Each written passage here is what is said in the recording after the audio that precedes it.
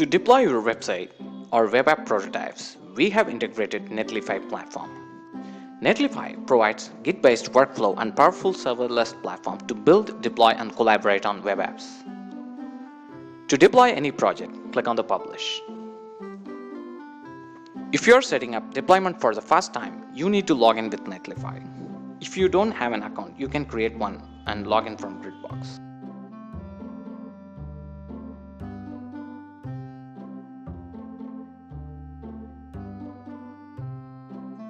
Once you're logged in, you can start deploying websites to Netlify right away. And even you can see the auto-generated deployed URL from Netlify.